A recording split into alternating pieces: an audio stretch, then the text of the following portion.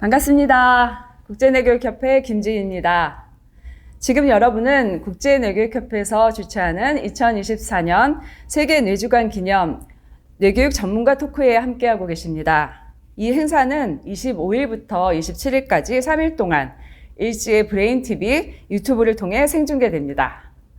세계 뇌주간은 인간 뇌의 가치와 중요성을 알리기 위해서 1992년부터 미국에서 시작되었습니다. 이후에 전 세계에서 60여 개국이 지금 참여를 하고 있고요.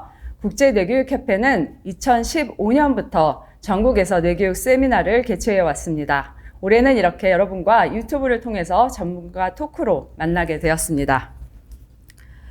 이번에는 저희가 마련한 것은 뇌과학으로부터 뇌활용의 시대로라는 주제로 각 분야의 전문가 분들을 모시고 이 뇌활용이 무엇인가 이걸 좀 더 구체적으로 이해하고 그리고 이게 왜 필요한가 이걸 좀 알아보는 시간으로 준비를 했습니다. 첫째 날 월요일에는 25일에는 뇌과학, 뇌훈련 그리고 뇌교육을 주제로 해서 양현정 한국뇌과학연구원 부원장님, 신혜수 국제뇌교육종합대학원 대학교 뇌교육학과 교수님, 장래혁 글로벌사이버대학교 뇌교육학과 교수님, 그리고 노형철 브레인트레이너협회 사무국장님과 함께 패널 토론으로 진행이 됩니다. 그리고 둘째 날 26일에는 정신과 전문의 그리고 신경외과 전문의를 모시고 도파민 디톡스와 브레인 트레이닝, 자율신경 균형 회복과 현대사회라는 주제로 이야기를 나눠봅니다.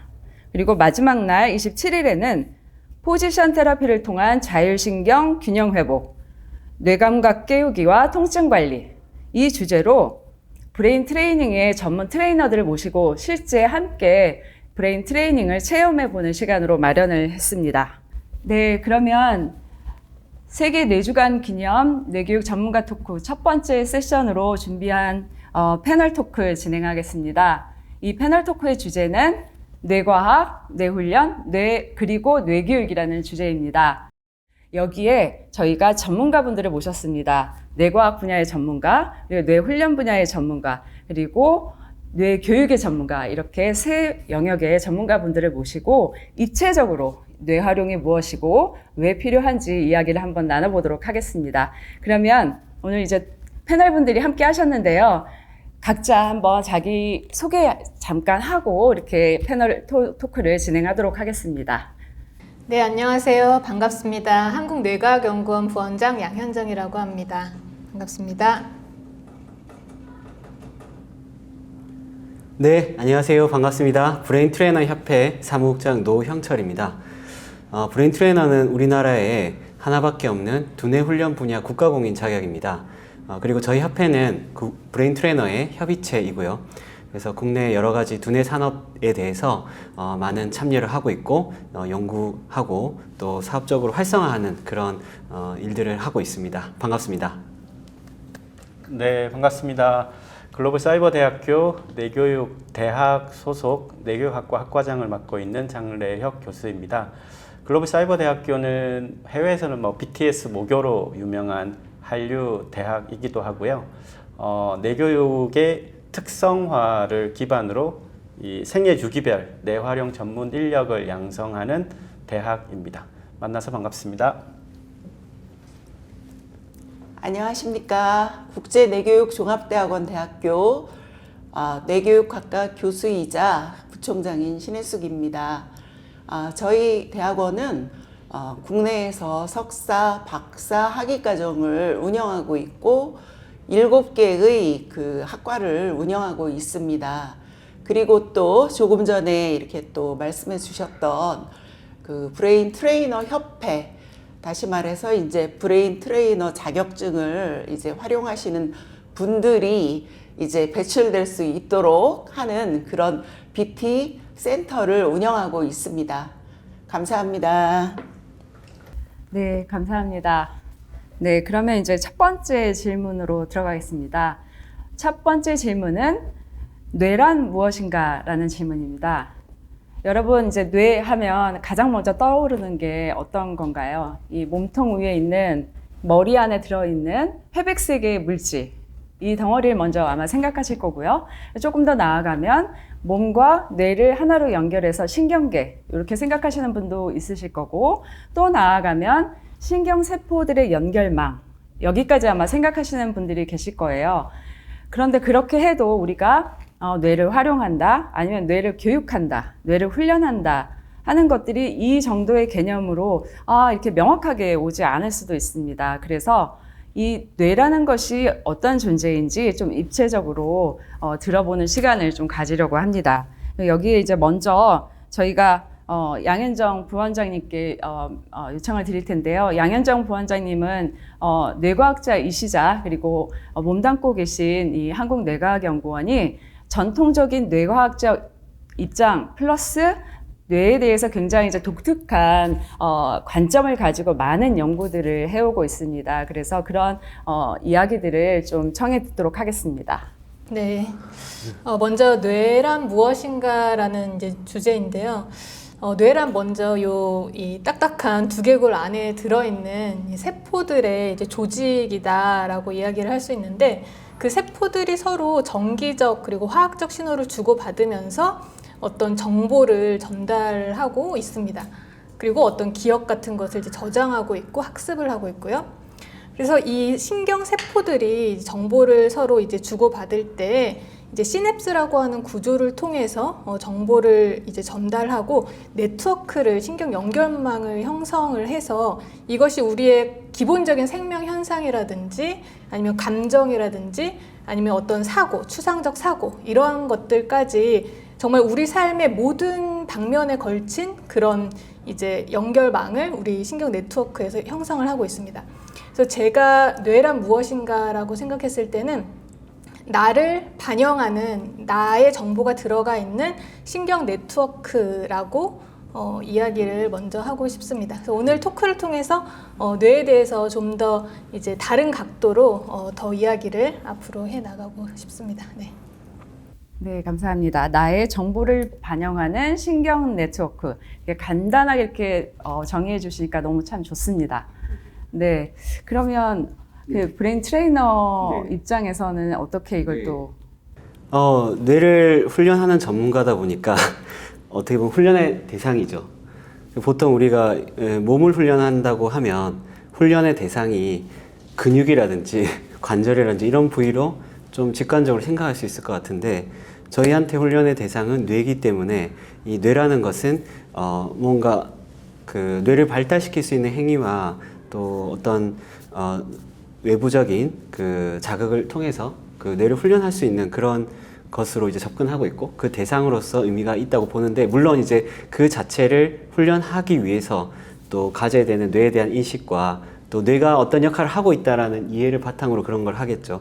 그래서 또 근본적으로 가지고 있는 생각은 뇌 자체가 우리 그 삶을 다 이제 총체적으로 컨트롤하는 이제 코디네이터, 중재자, 조율자 역할을 하고 있다. 그리고 그런 것을 훈련을 통해서 좀 더 발달시켜 가보자라는 입장을 갖고 있습니다. 그러니까 훈련의 대상인데 근본적으로 이제 뇌 삶의 전체를 조율하는 조율자 이렇게 얘기를 하는 것이죠.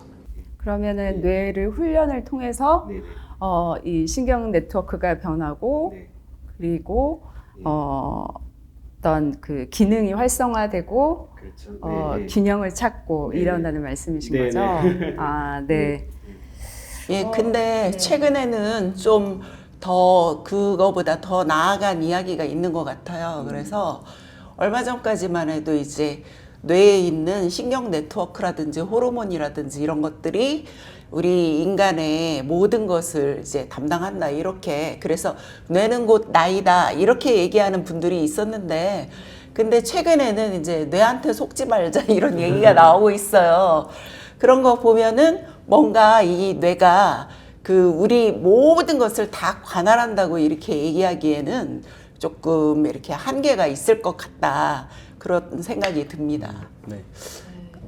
뇌 이꼴 마음 이제 이거는 아닌 것 같. 이거는 이제 지금의 뇌과학 차원에서는 초기에 이제 그런 좀 이꼴을 많이 얘기를 했었고 지금은 저는 이제 뇌교육학과 이제 교수로 있는데 10대 후반부터 70대 후반까지 학생들이 입학을 해서 근데 그 분들은 뇌를 좀 과학적으로 바라보는 것도 아니고 어떻게 보면 의학적으로 뭔가 치료 대상이 아니라 사실은 살아가면서 지금의 나를 만든 것이 과거에 내가 뇌를 쓴 거고 앞으로의 나의 모습도 결국 내가 뇌를 잘 써야 되는데 누구나 뇌를 갖고 있는데 사실은 소수만 뇌를 어떻게 인식하고 잘 활용하는 그런 원리 방법들을 좀 알고 우리가 그냥 사회적으로 성공이라고 보통 표현하는 그런 삶을 살아가는데요. 지금은 이제 저희 뇌교육 관점에서는 뇌는 21세기는 인간을 이해하는 열쇠인 건 분명하다고 저는 보고 있고, 그리고 마음과 행동 변화를 만드는 키는 지금은 이제 인간의 뇌에 대한 것을 모르고는 안 되는 것 같은데, 여기서의 말하는 뇌는 두개골 안에 뇌만 얘기하는 것이 아니라 어떻게 보면 인체 전체 또 인체 바깥의 이런 외부 환경과의 상호작용, 그게 아까 우리 국장님 말씀하신 브레인은 코디네이터다 라는 정의에 근간하면 조절을 하는 거니까 인체와의 상호작용의 조절, 뇌 바깥의 환경과의 상호작용에 대한 조절. 그래서 지금은 뭐 전체에 대한 그 어떤 변화에 대한 측면에서 뇌를 그렇게 보고 있습니다. 네. 네, 저는 이제 뇌가 그냥 이해만 하고 그리고 뇌에 관한 지식으로 우리를 뭐 훈련한다 뭐 이런 생각을 벗어나서 이제 과학기술통신부에서도 2018년이었던 것 같아요. 그래서 이제 그 어떤 슬로건으로 뇌 이해를 넘어서 뇌 활용의 시대다 이런 식의 얘기를 하고 있거든요. 그러니까 이제 뇌가 그냥 우리가 가지고 있는 것, 변화시키지 못하는 것, 이런 생각이 지배적이었다면 이제는 그게 아니라 지금 말씀하신 대로 훈련을 통해서, 그리고 어떤 정보 처리를 하는 그런 훈련을 통해서 이 뇌가 충분히 활용이 될 수 있는, 다시 말해서 이제 그 뇌가 우리의 주인이 아니라 거꾸로 이제 인간이라는 존재가 이 뇌의 주인이 되어야 되지 않겠나, 이렇게 바라보는 시대가 되고 있다고 생각합니다. 네. 뇌란 무엇인가라는 질문이, 이 뇌라는 것이 무엇인가라는 질문도 있었지만 말씀을 들어보니까 이 뇌를 나는 어떻게 바라보고 있는가, 이 뇌가 나라고 생각하고 있는가, 아니면 뇌보다 좀 더 큰 이 뇌를 변화시킬 수 있는 그 주체로서 내가 있다고 바라보고 있는가, 이런 질문이었구나 하는 것을 이제 느끼게 됩니다. 이 뇌보다 아니면 의식의 영역에서, 과학의 영역에서 발견된 이 뇌라는 존재를 넘어선 그 무언가를 계속 또 탐구하는 그런 연구들이 과학에서도 뇌과학에서도 이루어지고 있는데요. 다음 질문으로 넘어가기 전에 양현정 교수님께, 부원장님께 다시 한 번만 질문을 드리고 싶습니다. 사실 이 뇌란 존재가 어떤 존재인가라는 질문에 대해서 뇌가 다이진 않지 않아 인간에게, 이런 질문 굉장히 많이 받으실 거고 또 연구에서도 이런 질문에 많이 부딪히실 것 같은데, 지금 시점까지 봤을 때 과학적으로는 여기까지는 우리가 아직은 이렇게 확정 영역, 보여진 영역은 아니지만 계속 탐구하고 있는 영역이다, 이런 게 있다면 어떤 게 있을까요? 네, 상당히 어려운 질문이어서 제가 질문을 잘 이해한 건지 잘 모르겠습니다만, 예를 들어서 이제 탐구하는 영역, 그 뇌에 대해서 지금 예를 들어 우리가 오감을 통해서 정보를 받잖아요. 그러면은 뭐 수업을 하다 보면 이런 질문도 있습니다. 육감에 대해서 질문하시는 분도 있고, 재미있는 질문을 상당히 많이 주시는데요. 근데 이제 기존의 오감에 이제 해당했던 부분을 넘어선 이제 감각이 이 인간에게 있는가라는 연구는 이미 되어지고 있고, 이제 동물에게서도 이제 그러한 것이 있는데 인간에게서도 그러한 것이 있다라는 것이 연구는 되어지고 있고, 그러한 것이 이제 증명이 되어지고 있습니다. 예를 들어서 이제 거북이나 뭐 철새나 뭐 아무런 뭐 없지만 이제 잘 방향을 알아서 가지 않습니까? 이게 이제 예를 들어 지구의 자기장을 감지하는 감각을 가지고 있는데, 인간도 그러한 감각에 이제 감각을 가지고 있다라는 것이 이제 최근 연구에서 알려져 있습니다. 예를 들어 이제 사람을 어떤 이제 방에 두고 그 방을 이제 코일로 이렇게 감싸는 거죠. 그래서 인위적인 이제 자기장을 형성을 했을 때 이 사람의 뇌파를 측정했을 때 그 사람은 인식하지 못하지만 나의 뇌에 무슨 일이 일어나는지 인식하지 못하지만 뇌파가 변화합니다. 그 자기장에 따라서. 그 말은 이제 지구에서 일어나는 그런 자기장, 그런 자연에서 오는 정보를 뇌가 이해하고 뇌가 어떤 변화를 일으킨다. 근데 우리는 너무 많이 진화를 해서 이제 문명이 너무 많이 진화를 해서 이런 능력이 필요가 없는 거죠. GPS도 있고 뭐 이렇게 하는데 뭐 그런 능력을 사용할 필요가 없으니까. 그래서 인간도 그런 우리가 기존에 말하던 오감을 넘어선 그런 감각을 우리 가지고 있다라는 것이 과학을 통해서 증명이 되고 있습니다. 네, 감사합니다. 우리가 생각하는 뇌의 능력이라고 생각하는 것 아니면 인간이 갖고 있다고 생각하는 어떤 정보들 여기에 대해서도 굉장히 앞으로도 많은 탐구가 이루어질 거라고 보고요. 많은 질문들이 있지만 또 시간 관계상 제가 다음 질문으로 넘어가도록 하겠습니다. 다음 질문은 그렇다면 좀 아까 이제 끝 마무리에 드렸던 말씀하고 연관이 되는데요. 나는 나의 뇌의 주인인가? 이 질문에 대한 이야기입니다. 이 질문도 이제 각자 한번 던져보시면 아까 신혜숙 교수님께서도 잠깐 언급하셨지만 요즘에 나는 정말 나의 주인이 아닌 것 같아. 내가 선택을 했는지 아니면 그냥 무의식이 선택을 했는지 모르겠어. 이런 것도 많고 워낙 요즘에는 미디어의 노출이나 이런 것들이 있다 보니까 어떤 그 중독 문제도 많고 그래서 특히나 의지와 관련돼서 나는 나의 주인일까? 이런 질문들을 많이 하게 됩니다.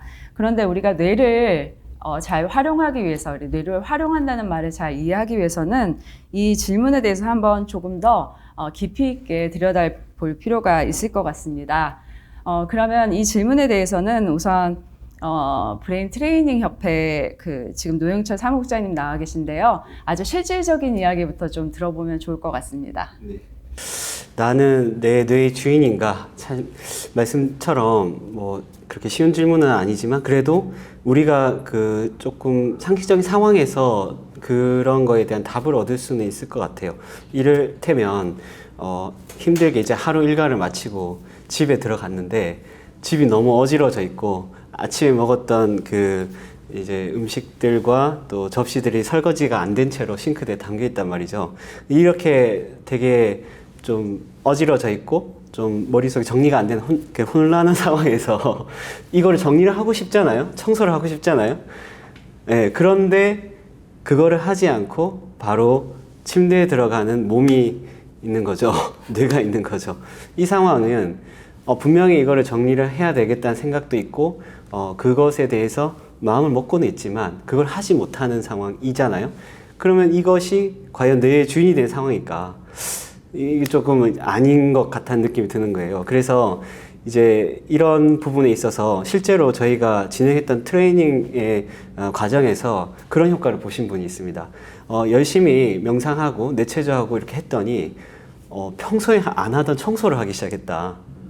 내가 마음먹은 것에 대해서 실행하는 힘이 생겼다. 그래서 이제 이런 부분들을 적용하는 데 있어서 정말 이렇게 의식하고 선택한 거를 실제로 이뤄가는 그런 과정 속에서 자기 스스로가 내 뇌의 주인이 돼서 주도적으로 내 뇌를 이끌어 가고 있구나 라는 것을 인식하게 되는 그런 경험을 하는 것 같거든요. 그래서 그런 부분은 좀 실제적으로 한번 본 적이 있습니다. 그 주인이라는 뜻에 조금 반대적인 측면을 그냥 떠올리면 사실 뭐 흔히 중독?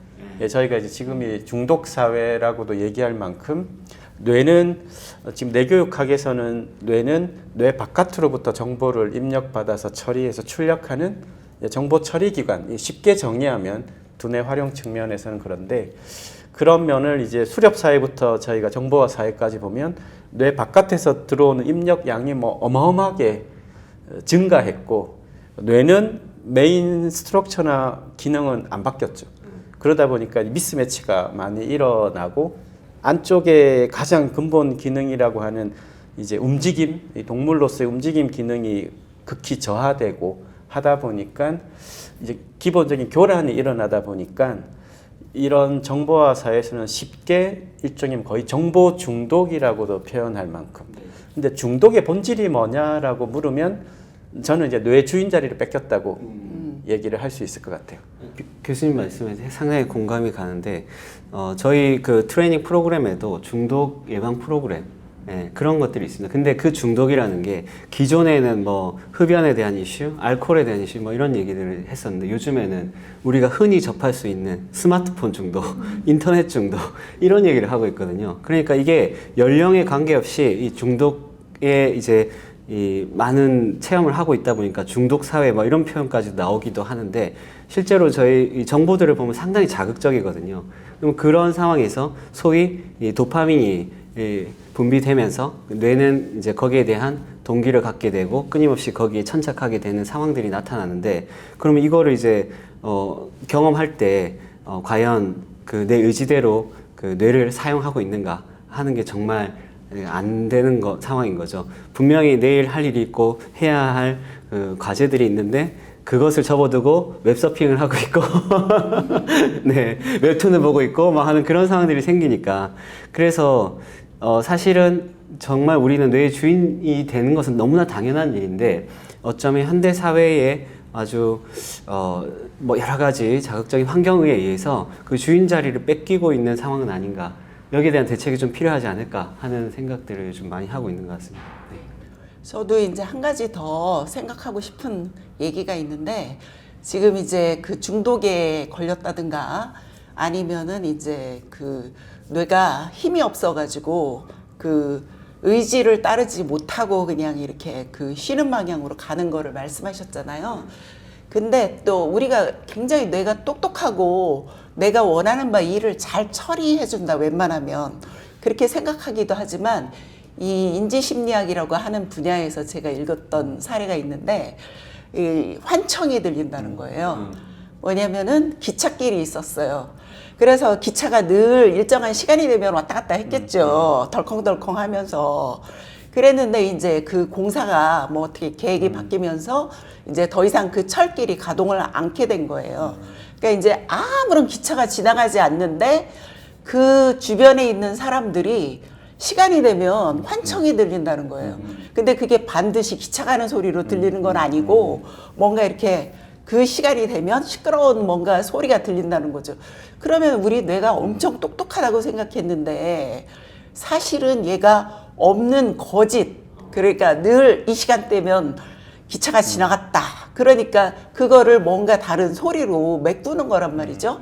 그러니까 그런 면에서 이 뇌가 굉장히 어떤 면에서는 완벽한 존재가 아니라 자기 나름의 어떤 또 기제가 있다. 그래서 그거를 우리가 간파를 하지 못한다면 이제 뇌가 주는 거짓 식욕이라든지 환청이라든지 이런 실제로는 존재하지 않는 그런 것에 우리가 이제 이게 진짜인 줄 알고 이렇게 움직이는 경우도 있어서 이렇게 뇌가 기능을 낮게 하는 경우에서부터 잘못하는 경우까지 이렇게 다양한 사례가 있을 것 같고요. 그런 것들을 이제 뇌 훈련을 통해서 이렇게 제대로 이렇게 조정이 되고 더 기능이 향상이 되도록 이렇게 하는 것으로 생각이 됩니다. 예. 네, 특히 그 우리가 이제 뇌의 주인이라는 말을 썼을 때, 그러니까 내가 이제 뇌를 원하는 대로 조절할 수 있는가 이런 얘기가 이제 많이 들어가잖아요. 근데 이제 이 뇌가 우리가 의식하는 부분들은 이 겉에 피질에서 많이 일어나는데 이 피질 하에 있는 영역들, 중간 또 아래에 있는 영역들은 우리가 의식하지 못하고 우리 습관화된 거, 그리고 우리 생명현상과 관련된 거 이런 것들은 이제 자동적으로 일어나기 때문에 이제 의식하지 못하는 무의식이라고 하는 그런 영역에 속하는데, 그래서 진정으로 내가 이 뇌 전체의 주인이 된다라고 하는 것은 그 내가 의식하지 못하는 부분까지 이제 잘 정리하고 정리정돈하고 아까 정리정돈이라는 표현을 쓰셨는데 그런 것을 할 수 있어야 되는데 바로 그 브레인 트레이닝에서 그런 이제 무의식의 부분에 이제 접근할 수 있는 여러 가지 훈련 방법을 쓰고 있는 것으로 제가 알고 있습니다. 그래서 그런 방법을 통해서 이런 뇌 전체적인 부분에서 내가 뇌의 주인이 될 수 있는 그런 단계로 갈 수 있지 않나 생각이 드네요. 그 저희 뇌교육 그 학에서 보면 뇌교육의 원천 기술을 이제 뇌운영 시스템 보스라고 보통 얘기를 하는데 말 그대로 뇌를 잘 운영하는 그 단계별의 법칙이자 원리인데 1단계가 이제 감각을 깨우는 거라고 얘기하고 뇌감각 깨우기, 유연화, 정화, 통합, 마지막이 브레인 마스터링, 뇌 주인 되기.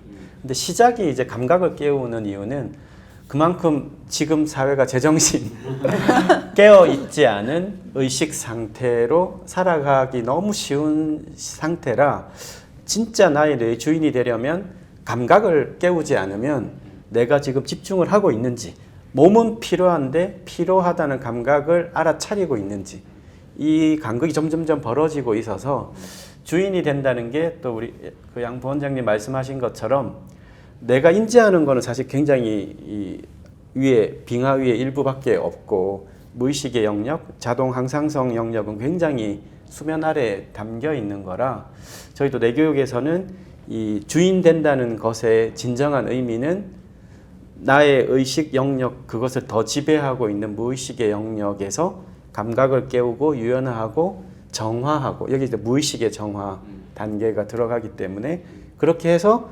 통합하고 진짜 브레인 마스터 자기 뇌의 주인이 된다는 걸로 그렇게 구성이 돼서 지금은 그런 시대인 것 같아요. 너무나 못 알아차리는 감각이 결여된 사회라 주인이 된다는 게 너무 저도 가끔 홈쇼핑 한 5분 보면 물건을 살까 말까 고민합니다. 그런 시대인 것 같아요. 네. 네. 그래서 자기가 갖고 있는 감각 그리고 그 정보 그리고 그 밑에 있는 수면 위로 의식의 수면 위로 떠오르지 않는 정보를 포함해서 그런 것들을 알아차리고 정화하고 그 마지막 단계로 뇌의 주인이 될 수 있다는 말씀을 주셨는데요. 그래서 이제 중간중간에 두뇌 훈련, 브레인 트레이닝 이런 말씀들을 주셨어요. 나는 지금 당장은 뇌의 주인이 아닐 수는 있으나 그리고 훈련을 통해서 뇌의 주인이 되어가는 과정이 있다. 그리고 그 뇌교육의 원천 기술인 보스 5단계를 통해서 이런 것들이 메커니즘이 잘 정리되어 있다. 이런 말씀을 주셨습니다.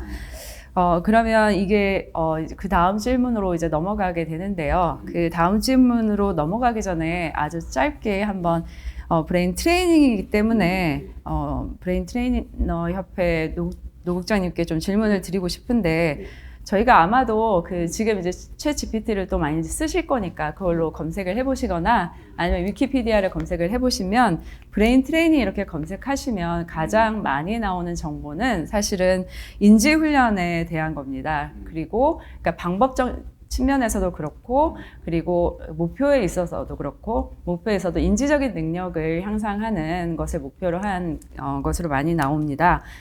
이게 굉장히 이제 서구적인 관점인데요. 지금 브레인 트레이너 자격, 이게 그 대한민국 국가에서 국가 공인 민간 자격입니다. 사실 세계 최초이고요. 두뇌 훈련 전문가로서는 최고의 자격인데요. 여기에서는 이 브레인 트레이닝을 뭐라고 정의하고 그리고 이 전문가들이 활용을 하는지 한번 좀 듣고 넘어가겠습니다. 네, 실제로 브레인 트레이닝이 불과 한 10년 전, 조금 더 전에까지만 하더라도 주로 인지 훈련으로 제시가 됐었어요. 말씀처럼 그런 부분으로 접근하고 있는 데가 아직도 많고요. 근데 뇌에 대해서 우리가 또 알다 보면 이 인지 기능 자체는 정말 뇌가 가진 엄청난 많은 기능 중에 일부라는 걸 알게 됩니다. 그러니까 결국은 이제 피트니스 센터에서 팔 근육만 운동하는 거라고 비유를 할 수 있을까요? 하여튼 그런 아주 일부인 것이 아닐까 싶고, 그러면서 동시에 이제 최근에 더 깊게 지금 조명되고 있는 것이 몸과 뇌의 관계거든요. 실제로 몸의 상태에 의해서 뇌의 상태가 결정된다라는 얘기는 이미 이제 많은 뇌과학자들은 당연하게 얘기하고 계시고 이제 대중들도 많이 알게 되는 것 같아요. 이를테면 몸에 근육이 굳어 있고 긴장되어 있으면 뇌에는 스트레스 반응이 일어나고 있다고 봐야 되는 부분이거든요. 그래서 저희가 하는 브레인 트레이닝은 실제적으로 하는 모든 그 활동들은 일단 몸을 통해서 접근해야 된다고 보고 있습니다. 그래서 그 브레인 트레이너의 그 활동 중에서 가장 대표적인 게 이제 뇌체조나 명상 이런 프로그램들을 진행하는데 이것을 동적으로 상당히 많은 움직임을 같이 가미해서 진행을 하고 있고 그러다 보니까 사실 우리가 인지되지 않는 어떤 무의식의 그러한 문제들이 실제로 어떤 근육의 긴장이라든지 장기 이상이라든지 관절의 어떤 움직임의 변형이라든지 이런 것으로 인해서 그런 것들이 사실 몸에 남아있다고 볼 수 있거든요. 근데 그것이 이제 뇌체조나 명상이나 또 기타 훈련 기법을 통해서 해소되니까 이제 이거 아까 제가 말씀드렸던 청소를 정말 하기 싫었고 힘들었던 사람이 청소하기 시작하는 아주 무의식상의 변화가 일어나는 거예요. 그래서 그런 것들을 접근하는 측면에서 이제 두뇌 훈련이 이전보다는 훨씬 더 광범위한 영역으로 좀 확장되고 있다고도 생각되고 그렇기 때문에 정말 좀 몸에서부터 진짜 뇌의 어떤 인지 기능까지 다 아우르는 영역으로 이제 저희도 그렇게 보고 있고 또 그쪽으로 좀 더 발전하고 연구해 가야 된다고 생각하고 있습니다. 네. 네, 감사합니다. 네. 네, 이 브레인 트레이닝, 우리나라에서 발급하고 있던 브레인 트레이너, 이분들이 갖추게 되는 그런 역량들 그리고 브레인 트레이닝의 목적에서 인지 기능의 개발만은 아니다라는 점 그리고 그 방법에 있어서는 몸과 뇌의 관계에 주목해서 몸을 통해서 변화를 주는 그런 방법들을 쓴다 이런 점들에 대해서 이제 말씀을 해주셨습니다. 그래서 이걸 좀 더 이제 확장을 해서 브레인 트레이너라는 자격이 한국에서 나왔듯이 이 자격이 한국에서 나왔다는 얘기는 그동안에 브레인 트레이닝과 관련된 한국에 축적된 여러 가지 지식과 연구들 그리고 문화적인 것들이 다 이제 응축해서 이 과정이 만들어진 거라고 볼 수 있습니다. 그래서 이걸 이제 서구의 인지 중심의 브레인 트레이닝과 비교를 한번 해본다면 우리가 지금 한국에서 하고 있는 이 브레인 트레이닝의 교육 훈련법이 뇌의 변화를 주고 우리 삶의 변화를 주기 위해서 하는 이런 방법들이 다른 교육 훈련법과 다른 점 무엇일까 여기에 대해서 좀 이야기를 나눠보려고 합니다. 방법적인 측면에서도 다른 게 있을 거고요. 그리고 뇌를 바라보는 관점에서도 다를 거고 그리고 지향하는 어떤 이제 방향도 다를 수도 있습니다. 여기에 대해서 좀 이야기를 나눠보겠습니다. 우선 얼마 전에 저희가 국제뇌교육협회에서 글로벌 사이버대학교 뇌교육대학하고 전문 보고서를 하나 냈습니다. 그 주제가 올해부터는 이제 뇌활용의 시대가 브레인 트레이닝의 시대가 이제 본격적으로 열린다고 보고 그러나 이것이 어떤 기술의 습득, 기술의 개발 그리고 인지 능력의 개발에만 머물러서는 안 된다라는 그런 문제의식을 갖고 브레인 트레이닝을 바라보는 새로운 시선이라는 전문 보고서를 냈습니다. 그때 여기 계신 장래혁 교수님께서 함께 해주셨었는데요. 그 내용들도 한번 소개를 해주시고 한번 이야기를 해주시면 좋겠습니다. 아까 우리 노 국장님께서 말씀하신 브레인 트레이닝 지금 실제로 검색하면 코그니티브 트레이닝 이렇게 나옵니다. 브레인 트레이닝 is cognitive training. 챗 GPT로 검색해도 그렇고 뭐 위키피디아에 검색해도 시작점이 그 첫 줄로 나오는데 지금 저희가 이제 브레인 트레이닝, 뇌 활용 이렇게 얘기를 하는 게 아직 아마 이 방송 보시는 분은 낯선 분도 있으실 텐데 그 낯섦이라는 게 어디서부터 올까라고 생각해 보면 저희가 공부해온 대한민국 전 세계의 교육은 지덕체 교육이죠. 지식 기반의. 어쨌든 결국은 인지학습이라는 체계 안에서 특정 교과들을 열심히 배워서 좋은 성적이 나오면 대학을 가서 지금도 우리의 미래 세대가 그렇게 배우고 있다는 얘기죠. 그래서 저희가 지금까지 살아온 학습의 방법이 두뇌를 어떻게 보면 두뇌 기능을 높이는 방법이 인지학습이라고 하는 체계 안에서 이루어져 왔기 때문에 몸이라는 거를 어떤 느끼고 훈련하고 체감하고 경험하는 걸 통해서 두뇌가 훈련된다라는 경험을 한 적이 사실 별로 없습니다. 그러다 보니까 몸으로부터의 출발이냐 이 인지적인 것을 중심으로 하느냐의 이 간극의 차이가 낯섦으로 저는 다가온다고 보고 저희가 이제 이번에 브레인 트레이닝을 바라보는 새로운 시선의 내용의 포인트가 왜 그 간극이 어디서부터 출발했나 이런 거를 좀 들여다보고 하니까 대한민국 교육은 서구 교육을 가져온 거죠. 그리고 그 서구 근대 교육의 출발점의 상당 부분이 한 400년 전에 데카르트의 이 심신 이원론, 기본적으로 나는 생각한다, 고로 존재한다. 생각이 먼저고 존재는 다음입니다. 더 들어가면 몸과 마음은 기능적으로 독립되어 있고 중요한 건 이성적 사유이지 거기에 이제 그것을 오롯 좀 방해하는 몸에서 오는 감각, 경험을 이성적 사유를 위해서 제한해야 된다라고 하는 그 근대 철학의 기반을 두고 사실 심신이원론이 더 체계화가 됐고 그것이 이제 18세기 산업혁명 가면서 완전한 그 지식 중심 기반의 이 표준화된 교과 중심으로 온 200년간의 공교육 체계 안에 우리가 살아온 거기 때문에 우리가 지금 시대에 와서 뇌에 대한 이해가 생긴 게 불과 1세기도 안 됐단 말이죠. 근데 그 안에서 뇌를 훈련한다는 개념이 이제 떠오르고 있는 시점에서는 여전히 대부분은 인지적인 기반을 훈련한다는 생각을 가질 수밖에 없다고 보고 그런데 이제는 몸과 뇌를 떼고 얘기할 수는 없는 시대. 오히려 마음이라는 것보다 몸에서 출발했다고 하는 지덕체가 아니라 체덕지의 관점에서 이런 두뇌에 대한 인식과 훈련을 바라봐야 되지 않냐. 그래서 지금도 사전에 나오는 브레인 트레이닝은 코그니티브 트레이닝이다라는 건 이제는 바뀌어야 될 때가 왔다. 저희 오늘 이런 논의나 브레인 트레이닝의 이런 논의가 더 확산되고 정보가 더 광범위하게 퍼지면 챗GPT가 검색하면 브레인 트레이닝은 코그니티브 트레이닝이 아니다라고 얘기를 할 날이 저는 그리 멀지 않았다고 봅니다. 그래서 오히려 한국에서 처음으로 정립한 이 국가공인 두뇌훈련 자격증이 인지기능 중심으로 되어 있지 않는 것은 상당히 선도적인 저는 그 제시라고 저는 봐야 한다고 네. 생각합니다. 제가 조금 교육학을 전공했었기 때문에 조금만 거기다가 보충을 한다면 데카르트가 그 심신이 서로 연관이 있다는 거를 모르는 거는 아니에요. 그리고 이미 그분이 그 송가체라는 곳에서 이 심신이 가치 기능이 연결된다라는 부분을 알고 있었어요. 아니 주장했죠. 그림까지 그렸더라고요. 네. 네, 송가체를.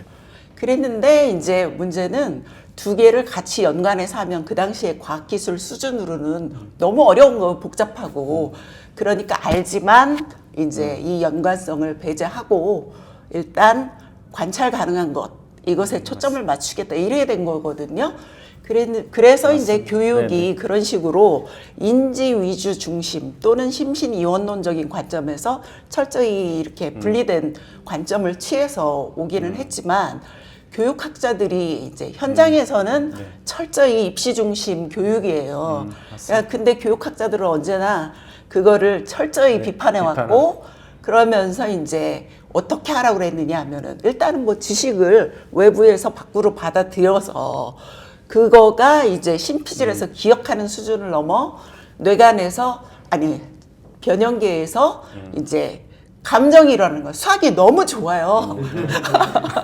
과학이 너무 좋고 이런 감정이 일어나야 돼요. 그거가 되면 이제 통합이 어느 정도 된 거예요. 그 다음에 이제 더 나가면 지행일치가 되어서 옆 사람에게 막 수학을 가르쳐주는 거야. 막 그런 식으로 이렇게 돼가지고 옛날에는 무슨 말씀이신지 교수님들이 얘기해 주신 건 무슨 말인지 하나도 옛날에 대학원 다닐 때는 이해를 못했어요. 그랬는데 지금 제가 이제 공부를 하다 보니까 이게 인정 그다음에 체 이런 식으로 가는구나. 인지, 정서, 그다음에 이제 육체까지 이렇게 합쳐지는 거로 이렇게 얘기를 하셨구나. 그랬는데 그거 너무 어렵잖아요. 대학원에 가서도 제대로 못 알아차리는데 뇌교육에서는요. 이게 우리가 맨날 쓰는 그런 손이라든지 또는 이래 육체를 가지고 이렇게 훈련을 하다 보니까 굉장히 막 학력이 있든 없든 머리가 모자라든 안 모자라든 굉장히 쉽게 체험을 하시고 이게 굉장히 좋다, 즐겁다. 그러니까 벌써 몸을 단련하면서 즐겁다, 정서가 통합이 됐잖아요. 그 다음에 이제 그런 사람들한테 나중에 이제 지적인 명까지 이래서 그런 거다 이렇게 얘기해주면 굉장히 똑똑해지십니다. 그래서 이제 앞으로는 정말 우리 교수님 말씀하신 대로 이렇게 체인지로 가야지 되는데 체인지. 맞습니다. 예, 그런데 그 교육의 방식에 대한 부분을 1960년대에 미국의 학자들도 많이 얘기를 했어요. 그래서 뭐 맥클린이라고 하는 여자분이 있었고 마인드 잡지의 뭐 편집장이었다고 그래요. 네. 뭐 그런 분들도 있고 아무튼 여러 분들이 그런 거를 주장해 왔는데 그분들이 소수였죠. 왜냐하면은 그냥 정상적인 교육을 받으신 학자들이 이게 주류였기 때문에 이거는 항상 밑에 있었는데 앞으로는 이제 우리 체인지를 통해서 이제 뇌통합을 이루고 그래서 정말 자기가 자기네를 잘 조절하고 관리할 수 있는 그런 그래서 정말 인간의 어떤 가능성을 정말 꽃피울 수 있는 그런 시대가 오지 않겠느냐 이렇게 생각하고 있습니다. 네, 감사합니다. 또 교수님께서 이 교육학적인 영역에서 또 이런 말씀을 해주시니까 사실 우리가 교육 영역에서는 가장 늦게까지 몸을 통한 교육보다는 지식 습득을 통한 교육에 많이 집중을 하고 있었는데요. 뇌과학의 발달함에 따라서 사실 몸과 마음의 상호작용에 대한 게 많이 밝혀지고 있어서 교육도 이제 많이 변하고 있는 것 같습니다. 최근에 그 서울대학교 사범대학에서 또 큰 변화가 일어나고 있다고 들었습니다. 서울대에서 변화가 일어나면 대한민국 전체의 변화가 또 일어나지 않겠습니까? 얼마 전에 또 그 변화를 직접 또 취재를 하고 오시기도 하셨었는데요. 한번 좀 소개해 주시면 좋겠습니다. 제가 이제 브레인이라는 우리나라 뇌 잡지, 뇌활용 매거진의 편집장을 겸임하고 있는데 작년에 그 인터뷰한 분이 서울대학교 사범대 학장님이신데 좀 이례적인 건 체육 전공 출신의 사범대 학장. 이 사범대라고 하는 게 사실 교육학부터 해서 체육은 저 보이지도 않는 끄트머리 아닐까 싶을 만큼 굉장히 사실은 그 좀 왜소한 한데 이 체육 전공 출신의 서울대학교의 사범대학 학장이 되셨어요. 그런데 이분이 몸 교과서라는 이제 좀 저서를 내고 지금은 서울대 사범대 지금 입학하면 특이한 걸 해요. 지금 입학생들은 모두 뇌에 대한 공부를 하게끔 하고 있습니다. 일단 왜냐? 지금 인간에 대한 이해, 너희들이 나중에 교사가 되고 교육계에 이제 인력으로 전문적으로 나갈 텐데 지금 미래 세대를 이해하려면 뇌에 대한 이해가 필수적이다. 지금 미래의 아이들의 변화를 얘기하려면 뇌에 대한 것을 습득해야 된다. 이제 이것으로 일단 뇌 공부를 시키는 게 첫 번째 변화고 두 번째가 어쩌면 좀 더 약간 실제적인 건데 지금 사범대에 들어온 학생들이 필수 교과를 하게 돼 있는데 이 교과가 세 가지가 없어요. 강의실에서 수업하지 않고 교재가 없고 담당 교수가 없습니다. 그래서 서울대 사범대가 15개의 학과가 있다는데 학과별로 한 명씩을 뽑아서 15명을 조로 만들어요. 그럼 15명 조가 여러 개가 나오겠죠? 그 조의 공통 합의에 의한 프로젝트를 하나를 선정합니다. 뭐 우리 조는 드럼 배우기. 그래서 그 드럼 배우기라는 프로젝트를 한 학기를 쭉 시행을 해요. 그런데 평가를 뭘 기준으로 하느냐? 이 프로젝트에 대한 지식 평가 기준을 완전 배제하고 이 프로젝트 수행을 통해서 깨어난 인체의 새로운 감각, 이 감각 훈련을 통해서 체득한 경험, 그 경험을 통해서 변화된 나의 태도와 의식, 이것을 발표하고 리포트를 내는 걸 평가한다는 거예요. 왜 그렇게 하냐? 대한민국에서 가장 똑똑한 인지력이 가장 뛰어난 아이들, 성적이 가장 높은 애들을 뽑아서 이 아이들의 이제 대한민국 미래의 어떤 인재를 만들어야 되는데 그런 쪽은 반쪽짜리인 것 같다는 거예요. 인간은 어떻게 변화하는가에 대한 질문에 이것만으로는 아니지 않나? 라고 본 거죠. 그래서 몸의 감각을 깨워서 두뇌가 어떻게 보면 이제 점프하는 새로운 루트. 이것을 우리가 그 학장님도 데카르트 때부터 이어온 근대 교육 체계를 바꾸고 싶어 하시는. 물론 이제 데카르트 이후에 스피노자나 뭐 멜로퐁티인가요? 거기서 몸 얘기를 한참 했어요. 근데 교육 제도 안으로 내려오진 않았죠, 사실은. 근데 이분이 이제 그거를 이제 극복해야 될 때다. 대한민국에서 이제는. 그래서 지금 서울대 사범대학교 안에서 적지 않은 변화가 일어나는 걸 느끼고 좀 의미 있는 인터뷰였던 걸로 제가 지금 기억하고 있습니다. 네. 서울대에서 변화가 또 대한민국의 전 교육의 변화로 이루어지길 바라고요. 요즘에는 그런 말을 쓰는지 모르겠는데 몇 년 전까지만 해도 공중부양족이라고 해서 정말 그 아이들이 청소년들이 땅에 발을 디딜 틈도 없이 계속 학원 뺑뺑이를 돌면서 공부만 하는 이렇게 주입식 교육이죠. 그런 시간들을 보내고 있다 이런 얘기를 들은 적이 있었는데 아이들의 행복을 위해서도 그리고 대한민국의 건강한 미래를 위해서도 이런 변화는 정말 필요한 것 같습니다.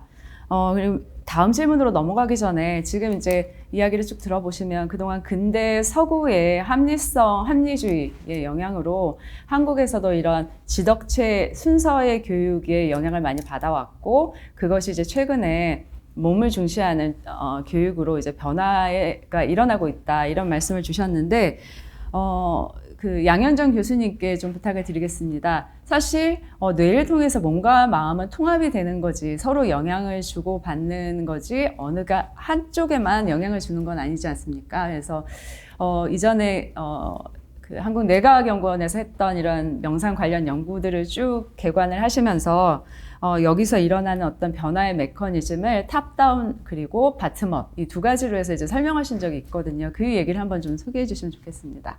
네, 그 이야기 전에 아까 이제 앞선 이야기에서 조금 플러스를 하자면은 지금 이제 우리나라 교육이 아직 지덕체라고 하셨고, 근데 이제 체덕제로 이제 변화해 가는 그런 이제 방향의 전환에 있다라고 말씀해 주셨는데, 근데 이제 과학에서 많이 연구되고 이미 알려져 있는 게 사실은 이제 신체 활동이 인지 기능에 영향을 미치고 정서 조절에 영향을 미치고 이런 것을 너무 잘 알려져 있어서 사실은 이제 그쪽 분야를 알고 있는 이제 뭐 과학 하시는 분들의 입장에서 보면은 왜 그 체육, 신체 활동을 강조하지 않는가 이게 상당히 의문점이거든요. 그래서 이게 연구가 이미 다 알려져 있고 최신에도 계속 되어져 있는데 예를 들어서 이제 치매 예방이라든지 인지기능 활성 이런 것들이 이제 신체 활동과 이제 유의미하게 연관이 있다는 거는 너무 확실한 사실이에요. 그리고 뭐 아주 이제 많은 사람들을 대상으로 이제 역학 조사를 했을 때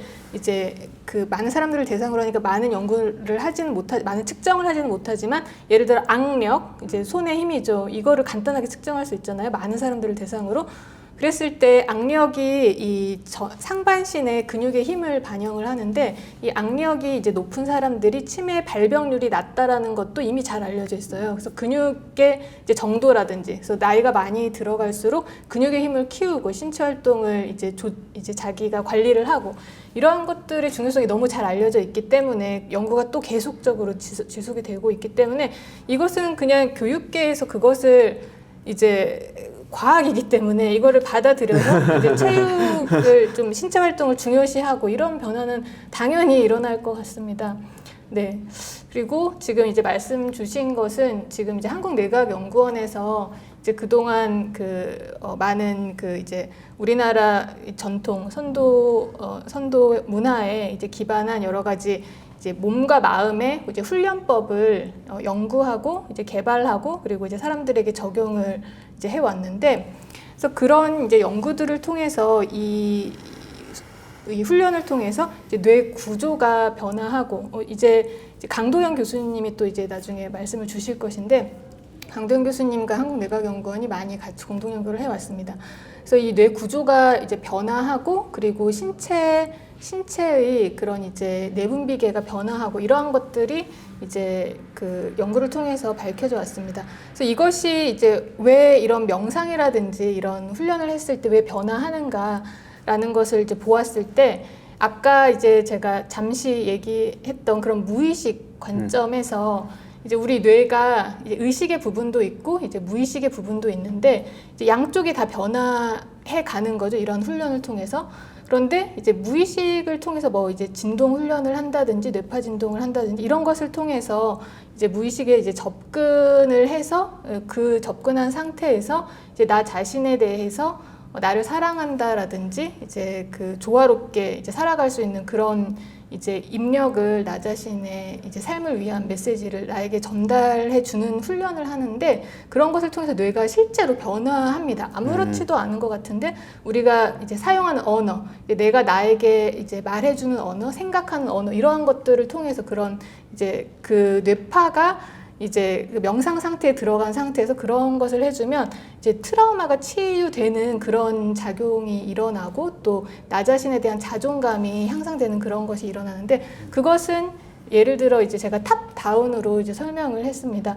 그래서 뇌에 변화를 주어서 어떤 이제 언어 그런 것에 변화를 주어서 이제 몸에 뇌가 변화하면은 이 몸이라고 하는 몸에 이제 내분비계 그리고 뭐 면역계, 신경계 모두 연결이 되어 있기 때문에 몸이 당연히 변화하게 됩니다. 그래서 뇌가 변화해서 몸이 이제 변화하는 그런 탑다운 방식으로 변화가 이루어지고 그리고 우리가 또 신체 활동을 통해서 우리 이제 머리에서부터 발끝까지 이 모든 신체가 뇌에 입력을 주고 있습니다. 이제 감각 정보를 통해서 모든 정보를 이제 뇌에 주고 있기 때문에 내가 느끼는, 내가 경험하는 모든 정보가 뇌로 들어가고 있기 때문에 이런 이제 신체 활동을 통해서 또 뇌를 변화시키는 이제 바텀업 방식으로 양방향 이제 자극을 우리가 줌으로써 이제 뇌를 이제 근본적으로 변화시키는 그런 훈련이 이 브레인 트레이닝이라고 할 수 있는 것 같습니다. 네. 네, 감사합니다. 이 뇌가 몸과 또 마음을 이제 매개하기도 하고 몸을 통해서 그리고 그 뇌의 변화를 줘서 그것들이 어떤 소프트웨어 측면에서 또 많은 변화가 일어나게 만드는 것 같습니다.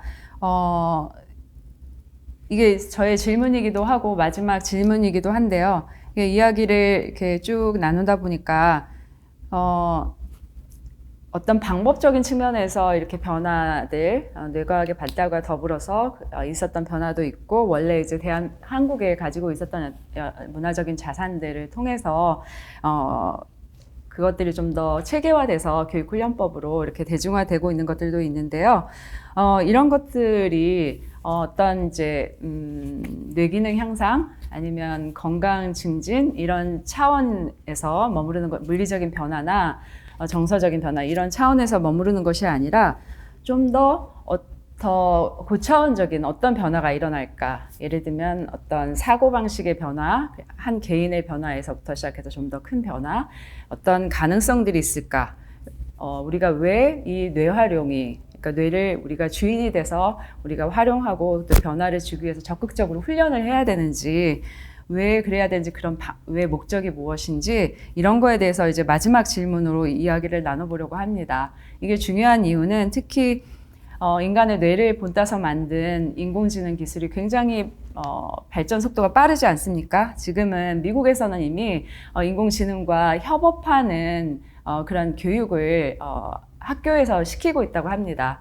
왜냐하면 이거는 경쟁하면은 지는 싸움이기 때문에 협업하는 것이 필요하고 그렇게 했을 때 도태되지 않을 수 있기 때문에 그게 첫 번째고 그리고 그런데 이렇게 했을 때 우리가 기술의 노예로 살아갈 것인가 아니면 그리고 인간이 기술에 의해서 쓸모없는 존재가 될 것인가 더 가치 있는 존재로 우리가 새롭게 태어날 수 있을 것인가라는 그것을 우리가 선택하는 굉장히 중요한 분기점에 와 있는 것 같습니다. 그리고 많은 분들이 이야기하시듯이 기후변화 문제도 결국은 우리 뇌의 창조성이 만들어낸 문제이기 때문에 우리의 뇌를 어떻게 활용하느냐에 따라서 앞으로 많이 달라질 것이다 이런 말씀들을 하시는데요. 또 각자 이제 몸담고 계신 곳 그리고 연구하시는 부분이나 이런 이제 영역이 굉장히 다양하시기 때문에 이 부분을 어떻게 바라보면 좋을지 말씀 좀 부탁드리겠습니다. 네. 제가 먼저 말씀드릴게요. 저는 이제 그동안 이렇게 뇌교육에 대해서 실습도 하고 또 이론에 대한 부분도 공부를 하고 이러다 보니까 이제 뇌에 대해서 두 가지라고 정리를 했어요. 마음속으로. 하나는 도구적인 면이에요. 그래서 이제 그 합리적인 이성의 시대 때 그 강조해 왔던 바와 같이 우리가 이제 그 어떻게 하면 더 스마트 브레인이 될 것인가. 이게 그 과거에 이제 그 우리가 항상 주요 목표로 삼아왔다면 이제 GPT 같은 게 나타나고 이러는데 AI 시대에 자기가 아무리 똑똑해도 인간이 아무리 똑똑해도 이 슈퍼컴퓨터보다 뛰어난 이 AI의 기능을 넘나들 수는 없다는 거죠. 그러니까 그거에 대해서는 자기가 AI를 같이 활용해서 뇌의 기능을 더 향상시키는 방향으로, 그러니까 도구적인 측면을 이제 그냥 공부해서 또는 이제 배우고 익혀서 이렇게 향상시키는 그런 수준을 뛰어넘어서 다른 도구를 적당히, 그러니까 아웃소싱이라고도 할 수 있겠죠. 다른 필요한 나보다 더 뛰어난 도구 있으면 갖다 쓴다. 그 대신에 내가 쓰는 거지 걔가 쓰는 건 아니다. 이런 거잖아요. 그런데 이제 뇌에는 또 어떤 게 있느냐. 아까 우리 양현정 교수님 무의식 얘기하셨잖아요. 그런 것처럼 이 뇌는 또 놀라운 것이 이렇게 의식이라고 하는 거를 가지고 있는데 의식이 그릇에 해당이 된다. 저는 이렇게 파악하고 있습니다. 그래서 그 의식에는 이제 뭐 여러 가지 뭐 그 잠잘 때 뭐 이런 다양한 뇌파 수준이 있겠지만 그거보다 더 중요한 것이 뭐냐 하면은 자기가 어떤 가치관을 그 뇌 속에 담고 그리고 어떤 목표를 향해서 이렇게 나아가느냐 그거에 따라서 왜 우리 옛날 말에 콩 심은 데 콩 나고 팥 심은 데 팥 난다 이런 얘기가 있잖아요. 이런 것처럼 자기의 뇌가 추구하는 가치가 그저 욕심 그 다음에 자기 혼자 잘 먹고 잘 사는 거 이거에 치우쳐져 있으면 그 사람은 옛날에는 좀 살았을지 몰라요. 근데 이제 지구 이 온난화 문제가 벌어지고 있고 맨날 이 먹는 여기 이물에도 플라스틱이 미세 플라스틱이 엄청나게 많이 들어있다고 사 먹지 말라고 막 이렇게 하는 그런 시대에는 이제 자기가 이기적으로 살면 안 되는 거죠. 그래서 결국은 공생을 향해서 나아가야 되는 거예요. 어떻게 하면 우리가 이 지속 가능한 발전을 할 수 있을까? 이 지구에서 또는 이 인간 세상에서 이런 식의 가치를 이렇게 추구해야 될 시대가 됐는데 놀랍게도 우리의 선조들이 이미 옛날부터 그 얘기를 해온 거예요. 그래서 홍익인간이라는 말씀으로 이렇게 전해주셨지만 이제 지금은 그 말이 좀 발음도 어렵고 좀 사람들이 너무 막 홍익건설도 있고 뭐 홍익산업도 있고 막 이러니까 그거를 좀 다르게 해석하자. 그래서 공생이라는 말로 이제 새롭게 해석하는 그러한 대체하는 그런 흐름이 있거든요. 그래서 저는 진짜 공생은 또 영어로 치면 윈윈이라고 생각해요. 나만 살고 너는 죽고 이게 아니라 이제는 이 시대가 추구하는 가치는 윈윈, 나도 살고 너도 살아야 된다. 그런 건데 그게 바로 우리 옛날 선조들이 말씀하셨던 그 홍익 철학이고 그리고 그것이 바로 이제 그 K 칼처의 핵심이 되지 않겠느냐. 세계 서구 국가는 항상 그 보면은 굉장히 그 저열한 가치가 이렇게 하면은 싫어하는 사람들도 있겠지만 아무튼 가치 기준이 굉장히 이렇게 좀 편향적이에요. 이기적이에요. 주로 개인적이고. 그런데 한국인들은 벌써 옛날부터 그래왔다는 거. 그래서 우리 옛날에 그 과거의 찬란한 영화를 지금 다시 되살리는 게 아닌가. 이 뇌훈련의 시대에 이제 뇌활용을 함으로써 우리 과거의 선조들이 그렇게 말씀하시고 실천해 하셨던 그런 것이 다시 이 땅에 다시 이렇게 출현하는 게 아닌가 이렇게 생각하고 있습니다. 네, 그 교수님 말씀 들으면서 저는 오늘 그 슬로건이 다시금 눈에 띄었어요. 내 과학에서 내 활용 시대로. 그 이번 세계 뇌주간이라고 하는 이 기념 주간을 만든 건 미국입니다. 1992년부터. 그렇죠. 뇌과학이 가장 앞선 나라였으니까요. 우리나라는 뇌연구 촉진법이 1998년에 1차를 지정할 만큼 격차가 꽤 있었는데 지금 저희가 이 슬로건이 뇌활용 시대라고 얘기를 하고 이번 토크 주제가 뇌과학, 뇌훈련 그리고 뇌교육이에요. 그러니까 이제 뇌훈련, 뇌교육 영역은 이제 활용 영역이라고 본다면 지금 이 뇌교육에서는 뇌과학 관점에서는 그 뇌 가소성, 신경 가소성에 기반해서 뇌를 변화시키는 겁니다. 왜? 지금은 뇌는 훈련하면 변화한다는 많은 얘기들이 나오고 있으니까 70대가 돼도 훈련하면 뭐 뇌세포도 새로 생기고 뭐 과거의 인식과 많이 달라졌죠. 그런데 교수님 말씀하신 것처럼 호모사피엔스 종이 지구 역사 마지막에 나와서 지구 생태계를 송두리째 바꾼 것은 호모사피엔스가 맞아요. 이 유별난 이 영장류의 창조적인 기제만이 우리가 갖고 있는 인간의 뇌의 전부인가라고 묻는다면 아니란 말이죠. 그러면 지구 생태계가 이렇게 위험에 안 빠뜨렸겠죠. 그렇기 때문에 교육 측면에서는 뇌 가소성이 아니라 가치를 높이는 두뇌에 대한 두뇌 활용의 방향성이 없으면 결국 이제 의식의 문제겠죠. 의식의 방향성을 어떻게 홍익의 방향으로 가져가게 만들 것이냐. 이제 뇌교육에서는 이 두 가지를 동시에 가져가야 된다고 보고 있는 거죠. 창조성의 발현, 동시에 인간의 가치, 인성의 회복의 방향성을 같이 하는 뇌훈련 그런 교육이 아니라면 사실은 더 위험한 사회로 빠뜨릴 수 있는 교육을 할 수도 있는 거죠. 그런데 다행히 이런 우리 선조들의 그런 가치를 지금 기반으로 한 뇌교육학이라는 학문이 나온 것은 한국입니다.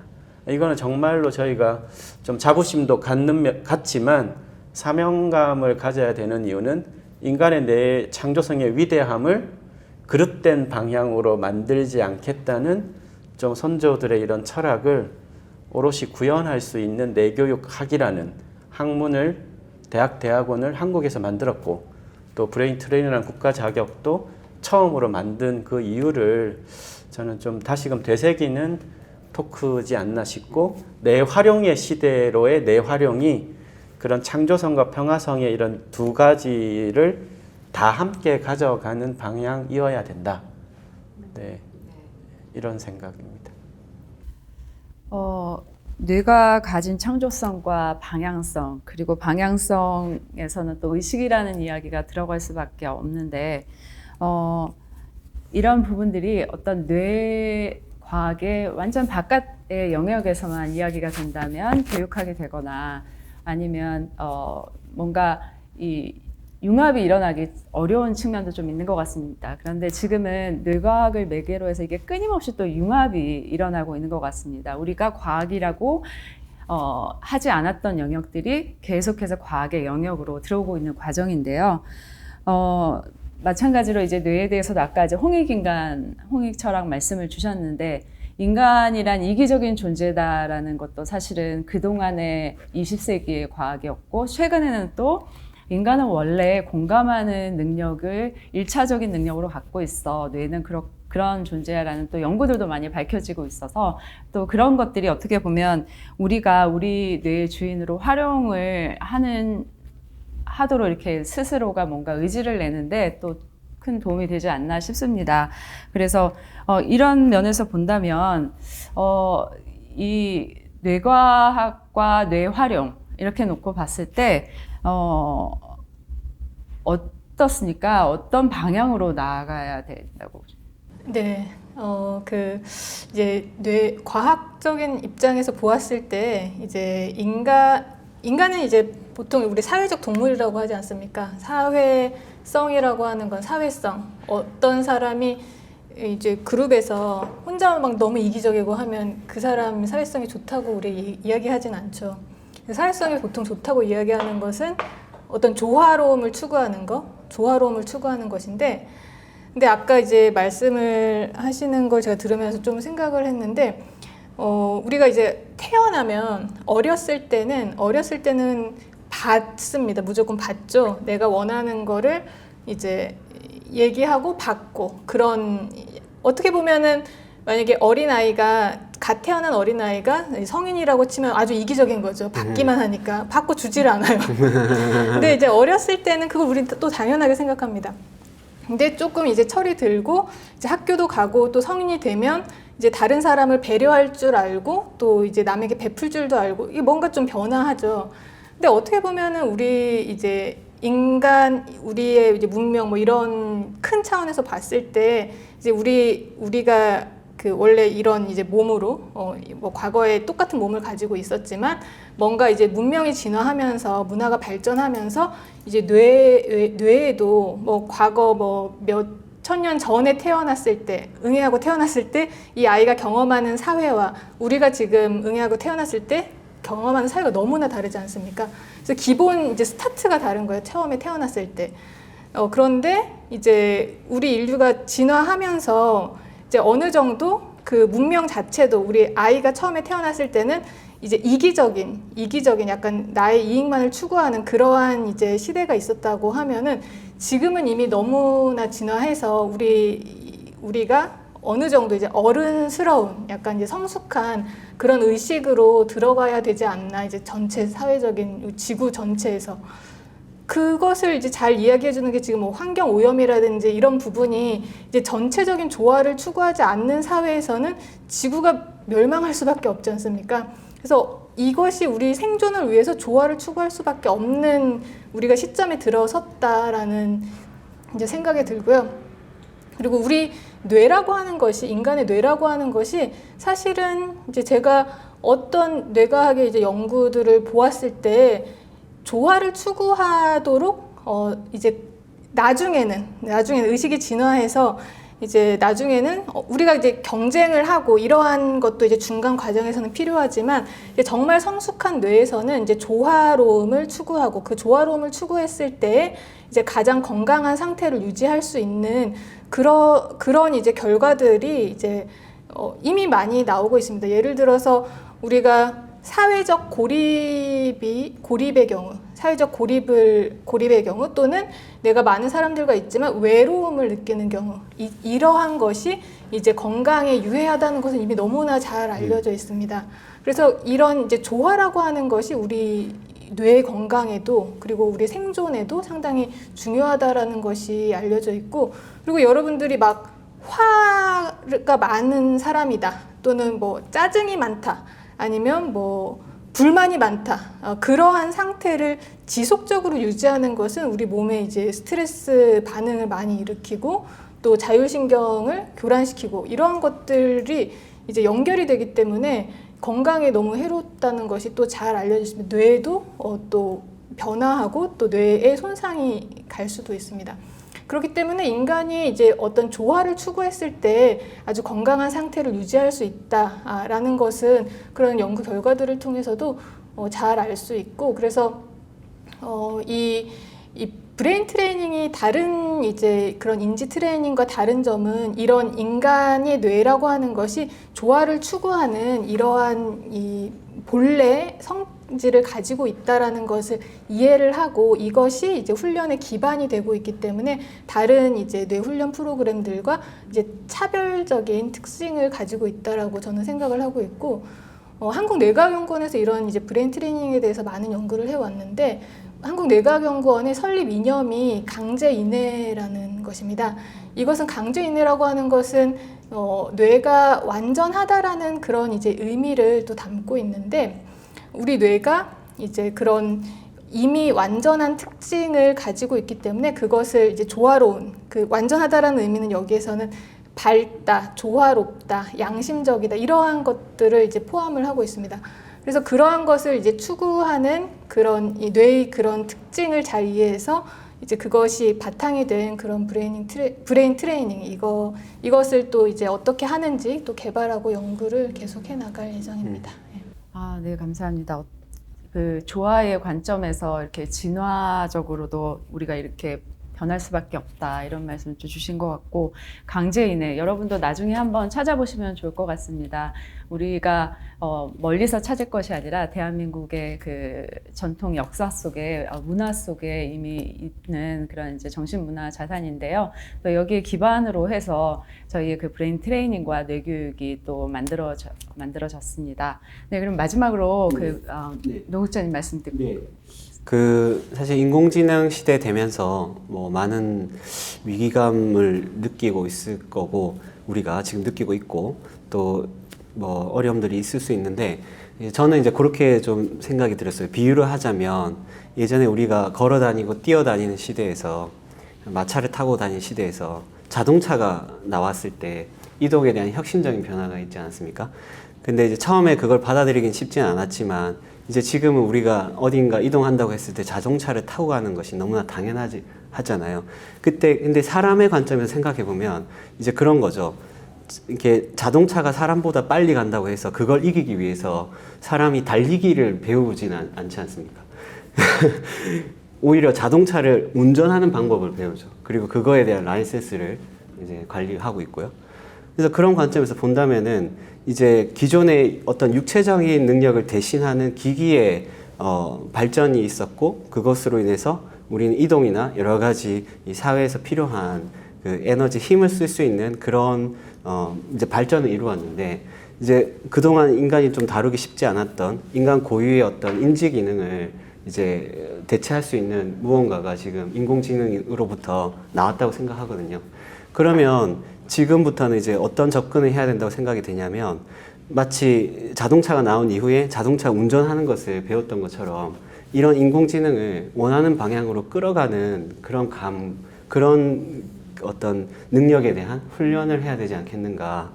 이제 그런 관점이 참 중요하다고 생각해요. 그래서 이제 그걸 하기 위해서 그러면 이제 어떻게 해야 되는가 했을 때 사실 우리가 운전을 한다고 해도 목적지가 분명하지 않으면은 이제 운전하는 그 기능 자체가 크게 의미가 없어지잖아요.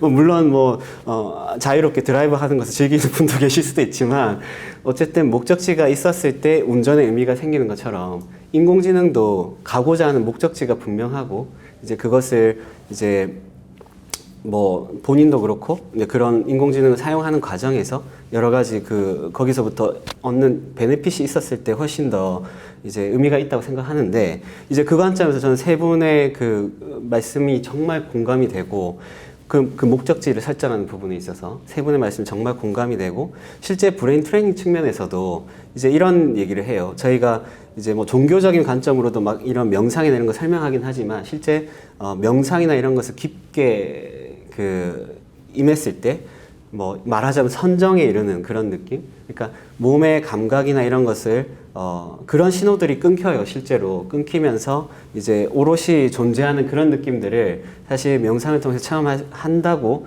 이미 이제 많은 또 학자분들이 그것을 메커니즘을 밝혔는데요. 이제 그런 부분을 통해서 느끼는 것은 나와 내 주변의 사람들 또 내 환경 이것이 분리되어 있는 것이 아니고 하나로 연결되어 있다라는 그런 감이라고 생각이 되거든요. 그러니까 브레인 트레이닝을 통해서 그런 감각을 터득할 수 있다는 게 또 첫 번째고 그 다음에 이제 다음 단계는 그 감각을 어떻게 해서 경험할 것인가 혹은 그 감각마저도 사실 거기 머무는 것이 아니고 이제 그것을 터득한 이후에는 사실은 다른 사람한테 내가 해야 하는 걸 하기가 쉽지가 않잖아요. 다른 사람이 해하게 되면 그것이 나한테 돌아온다는 거를 감각적으로 알게 되니까 그러니까 이제 자연스럽게 윈윈, 공생 이런 것들이 이제 뇌에 그냥 하나의 그 작동 기저로 작용할 수 있게 된다고도 보여지거든요.